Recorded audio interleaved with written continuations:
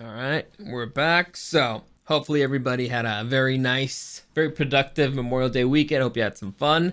But it's time to return to normal.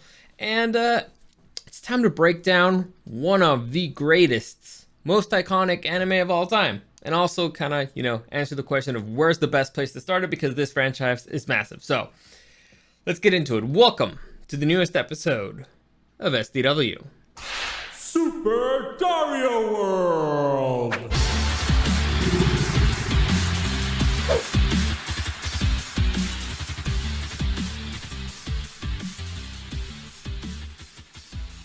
So, like I said, this is going to be I think it's a clarification, a very important clarification, because, again, a lot of people have heard of Gundam. I bet anybody who's, a regular anime watcher knows about Gundam. Even if you haven't watched a single Gundam episode, you know about Gundam. And probably the reason why you haven't watched Gundam is because A, you didn't know where to watch it, and two, you probably didn't know where to start. Because, let me see, and I have the numbers here to back it up. It has about, let me see. Damn it, I probably should have written these down. I don't know, it says something like 30 series. All right, okay, yeah. 30 different anime series divided between 10 separate continuities. And, it's started in 1979. So it's been around for quite a while, almost 50 years. And again, it's had a lot of very different iterations and reboots, kind of soft reboots. So again, difficult place to start. So this, if you want the short answer for this, the easiest place to start, it would be right here with this particular movie, and it's called Mobile Suit Gundam I. All right, you can find that right now on Netflix. I believe it's also on Crunchyroll, so it's a super easy place to start. It's 3 movies. So Netflix has 4 movies, but the original series gets broken down to 3 movies, all right? So instead of having to watch 40-something episodes, you can just watch 3 movies. They're actually pretty decent, and it kind of breaks everything down pretty well, and the movies are pretty great because the story's pretty great because the show's pretty great. And so if you want the short version of it, this to me seems like a must watch. It's the easiest place for you to start this particular franchise. You don't have to watch everything. From there you can jump to something else, but it's the perfect place to start. And this is an iconic franchise. As you're watching the first movie, and again, I'm only going to focus on the first movie on this particular episode, but as you're watching it, you're like, so this kind of started here. Oh, this reminds me a lot of this and this, blah, blah. And again, a lot of sci-fi, a lot of shows get inspired by older stuff. So maybe Gundam wasn't the first one to do it and stuff like that. It wasn't the first mech show, but it's probably the one that popularized it. But it's definitely a hell of a watch. It's long. Well, I mean, it's like two and a half hours, I think, each movie. But it's worth the watch. Again, instead of watching 40 episodes, you're watching 3 movies. It's a pretty good deal, if you ask me. And again, they're good movies because it's a good show. And mechs, I don't know what is it about mech shows, but they tend to have the best stories, like by a lot. And so, for example, I remember, like off the top of my head, The Legend of Escaflowne. It's great. I mean, Evangelion also, if you want to consider that one. I get, it is a mech, but I have issues with the stories and that. But I love Evangelion. So it's got, I don't know what is it about mech shows that really inspires writers to write great stuff, because you think it's just, giant robots fighting. No, it's actually the human story that's great. And so that's kind of what we're going to focus on. But before we even get into any of that stuff, first, let me give you a quick reminder that any comments, questions, or suggestions, you can find me at Super Dario World and at DarioSDW. Also, like, follow, subscribe, share this video. Everything helps out. And since it's Tuesday, well, we gotta use the Otako Tuesday open, right? So, we're breaking down anime, and get ready for Otako Tuesday. NANI? Otako Tuesday. I gotta tell you, I missed using that. It's short, but I missed it. It's fun. It's enjoyable. And I fixed the camera thing, so now I can actually do it. So you see it's not stuck. I can actually, hey, you know what? I'm gonna talk on this one for a little bit. Actually, no, I wanna watch this one because I'm also reading stuff. But whatever. It's not really a big deal. Doesn't really matter. But anyway, talking Gundam right now. So again, if you ever wondered about Gundam, if you've ever considered watching it, if you've ever been curious about it and didn't know where to start, perfect place to start. Mobile Suit Gundam 1 on Netflix. I believe on Crunchyroll too. You can watch it. It's a movie. It's 3 movies. But I mean, I guess like if you just want to watch one this week, highly recommend it. It's great. And now I'm going to break down why. I'm not going to do any spoilers here, okay? No spoilers because again, it's a 3-parter. It's a 3-part movie, so if I don't want to do spoilers for anything, I actually want you to watch the whole thing, and we're only focusing on the first movie and what makes Gundam great. So, let's start off with what is even Gundam. All right, what's the show about? So, if you go to IMDb, their summary is pretty terrible. I gotta tell you, it's not a great way to sell you this particular movie. But here you go, or show, or franchise in general. But here you go. A teenage boy must fight in an interplanetary war as the only available pilot to a revolutionary new giant battle robot. That's how they sell it. I don't think that's a great way to sell it, and in fact, I found kind of a better way to sell it. It's a longer paragraph, but I feel like it's a better summary to kind of get you into the story. So, set approximately 75 years after humanity's mass colonization of the inner solar system aboard artificial habitats known as sides, Mobile Suit Gundam follows the story of a galactic war fought between the Earth Federation and the Principality of Zion, or Zion, however you want to say it. A militaristic consortium of colonists fighting for independence. The original anime concerns the story of Amuro Ray, a teenager who inadvertently becomes the pilot of the Gundam. The Earth Federation's experimental weapon known as the Zion,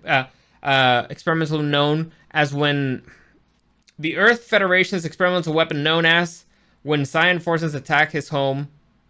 Whoever wrote that sentence, it's not that I'm an idiot and can't read. No, it's somebody wrote that wrong. Known as when Zion forces attack his home colony of Side 7, fleeing the destruction aboard the Federation spaceship, Amuro and company are involuntarily enlisted as soldiers of the Earth Federation in order to survive the battle against Zion's forces. So, again, it seems like a better breakdown to me. Of course, they have more time to do it, but that's pretty much it in a nutshell. So, it's very... we've encountered this whole...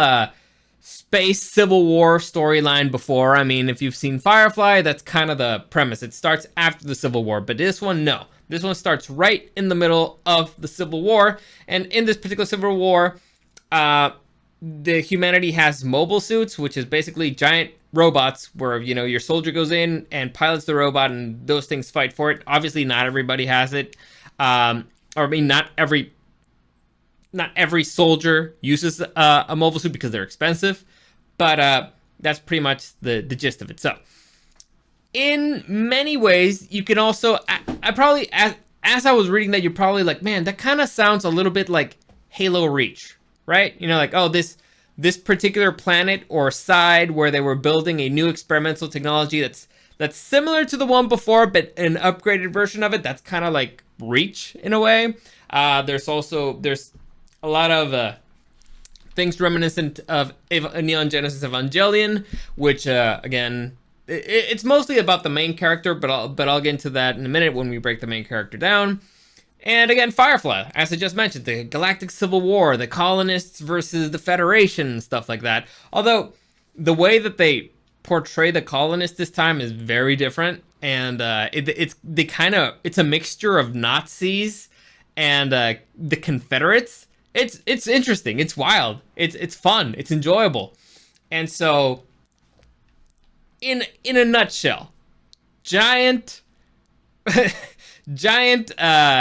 interplanetary civil wars going on, 2 sides, and we follow the main character who becomes the pilot of a new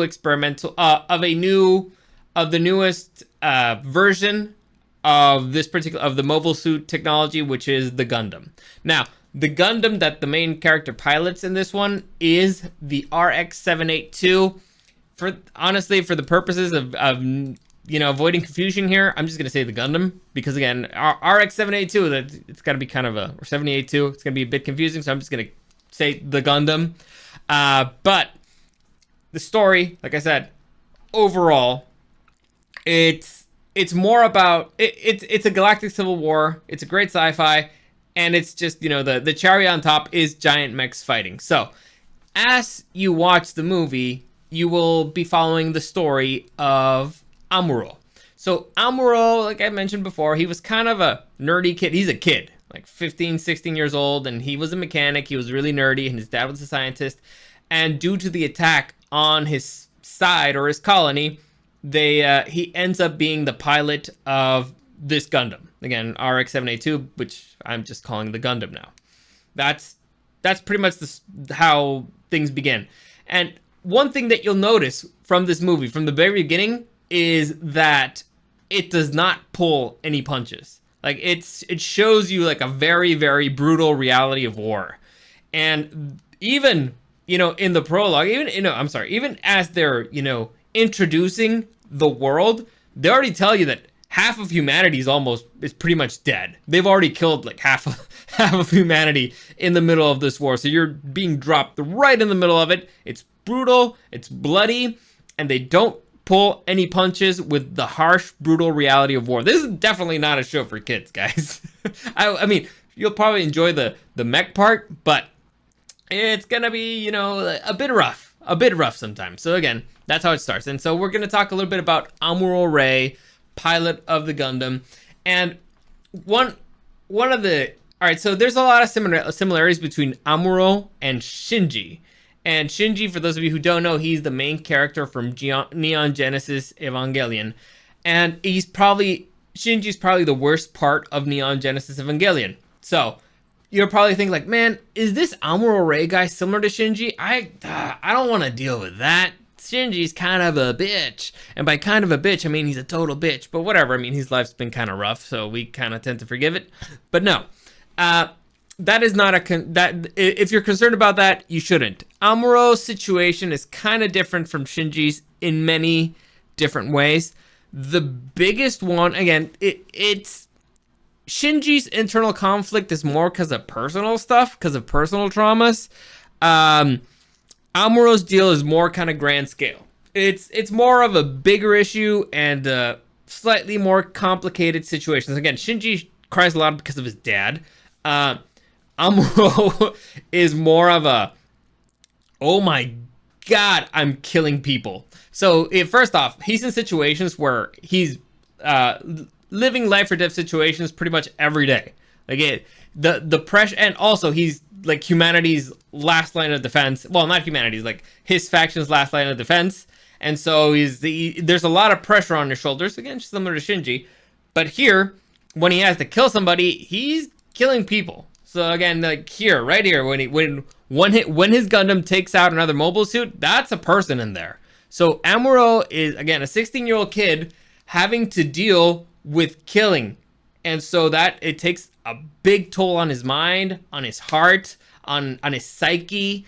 And so it's understandable, from my perspective, why he's kind of crying about stuff, because it's perfectly legitimate, perfectly valuable. Shinji, again, it's more annoying. It's more like, daddy doesn't love me. And that's really annoying.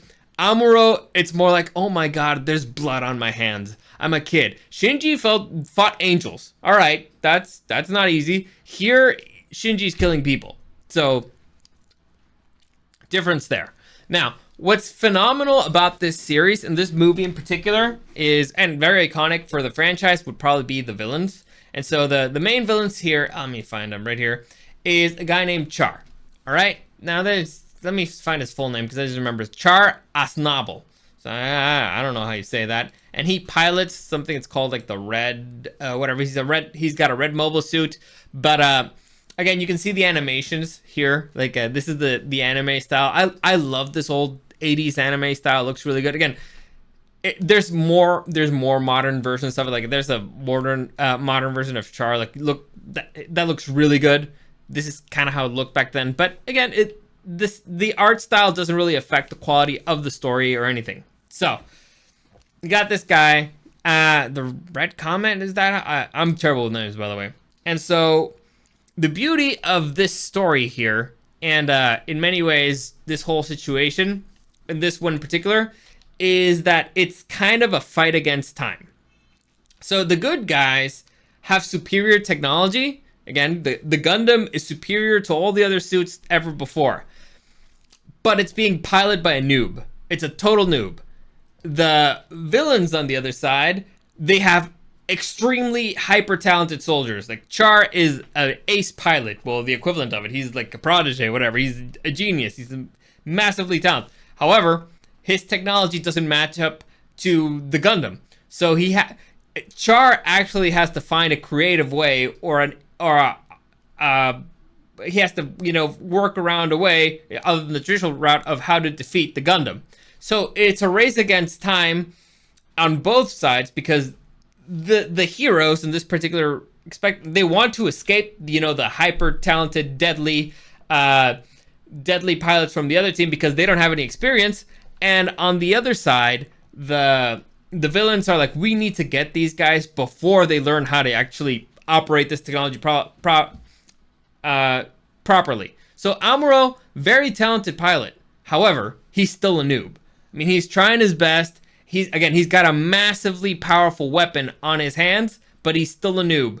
No matter how hard he tries, he still lacks experience. He lacks mental fortitude. He lacks life experience. Still a kid. So when it's a grown-up who's a very talented fighter with an inferior weapon trying to take him down, it's possible. So there's tension on both sides because of that, and it's a race against time. Who's going to do it first? Will Amuro figure out how to pilot this thing first, or will Char figure out how to kill him first? And it's a very interesting game of cat and mouse because it's not just the fight between the Gundams. It's the ships, it's supplies, it's people. And again, one side has the more experienced military side. The other side's kind of like a bunch of refugees that they're a ragtag band of refugees that are kind of just trying to not get killed.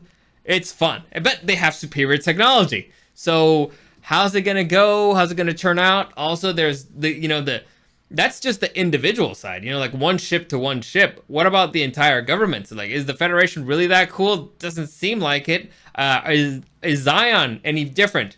Probably not. And so it's a fun, enjoyable experience to watch. I've watched a lot of shows. All right, I've watched a lot of anime, and there's a reason why Gundam is still relevant almost 50 years in the future. There's a reason why there's a giant Gundam statue in Tokyo. There's a reason why they keep making shows, they keep making movies, and they're still good.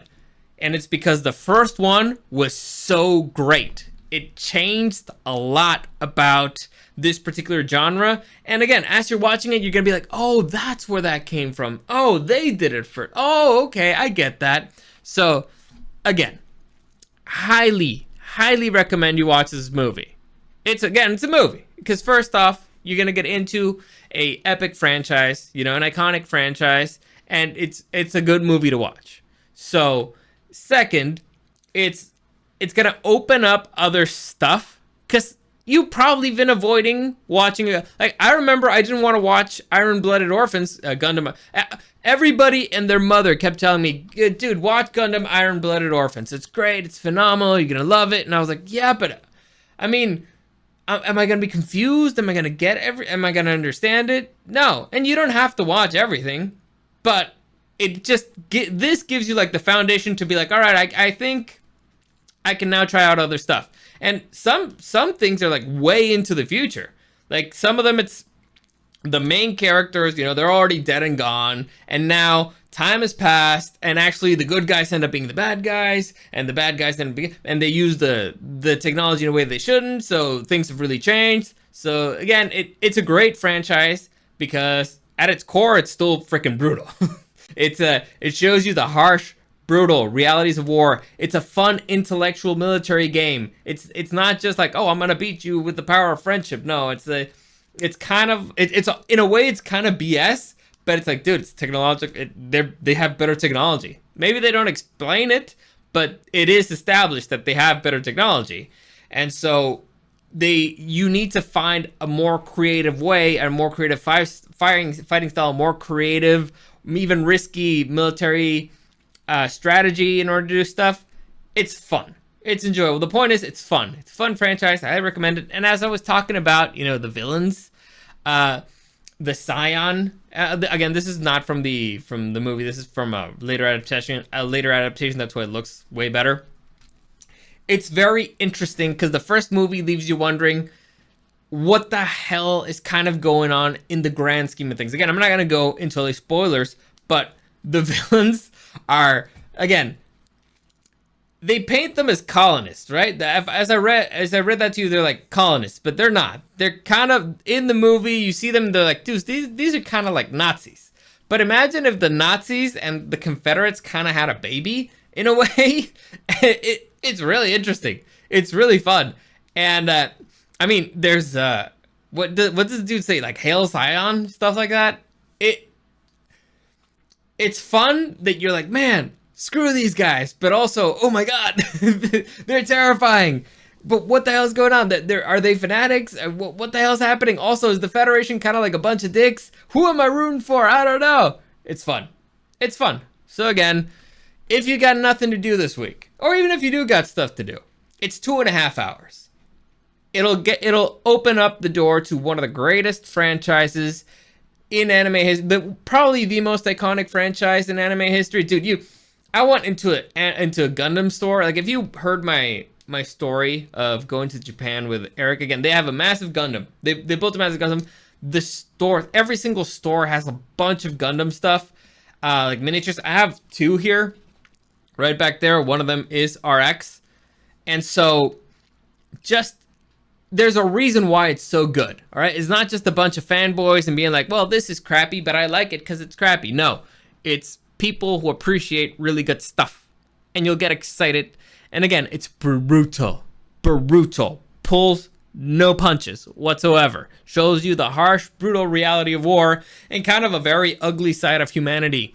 And it opens up a lot of very interesting debates about humanity. It's like, oh, should we, be using child soldiers even if, is that a good thing? Well, what if it's our only choice? What if, we try something else? Or should we actually be sacrificing this? Should we be doing that? Fun stuff. Highly recommended. Enjoyable. So I think that's a good place to stop. I mean, I was planning on doing this for 10 minutes. I've already talked over 20 minutes about it. So there you go. Do what you want. But as I said, highly enjoyable. I do not regret a single second I spent watching that. It's fun. 3 movies. Netflix, I think, has the 4th one. If you want to watch the full series, watch the full series, I guess. I think it's on Crunchyroll.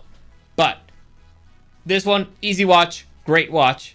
You'll enjoy it. This is like 2 thumbs up. So as much as I complain about stuff and shows that I've watched or whatever, this one, very little complaints. Also, because it came out like almost 50 years ago. But it's a good re-edit. I felt like it's a great re-edit. So there you go. As always, comments, questions, or suggestions, you can find me at Dario SDW and at Super Dario World. Like I said, like, follow, subscribe. That really helps me out. Tomorrow, I'm probably going to do a review of Quantumania because I finally watched it. I finally watched Ant-Man Quantumania. I'll do a quick one. I might actually do. Yeah, I'll do spoilers on that one because it's already been out for a while. But there you go. As always, thank you for watching me, and I'll see you again next time.